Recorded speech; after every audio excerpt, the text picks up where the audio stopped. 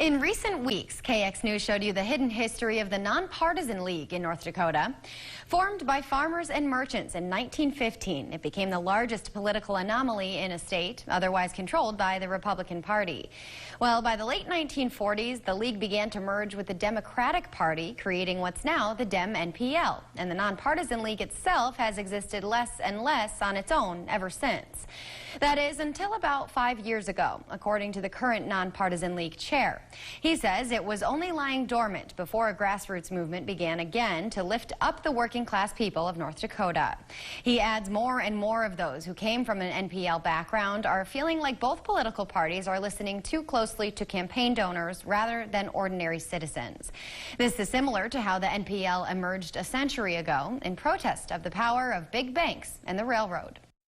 The Nonpartisan League stood for taking care of our land and not being part of a corporate machine. Growing up, that's what I thought.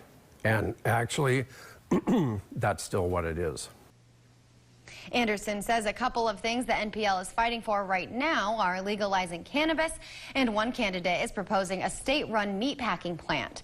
Retired justice and political expert Dale Sandstrom says factions with political parties, like the way the NPL formed, have been happening as long as politics have been around. And he says you can even see that happening today, particularly in the North Dakota Republican Party, mostly because of its sheer size. In the legislature, some say you have the House party and the Senate party. And people have different motivations and different views on things, and they all are fitting within the party. So the more that you have a dominant one-party system, there's more likely that the majority is going to concentrate on, see more of their differences than they say, we've got to stick together because there's so few of us. Anderson says there are about 10 non-partisan league candidates running on the Democratic NPL ticket in the upcoming general election, and he says it's the most we've seen in years. Coming up next, the touching tribute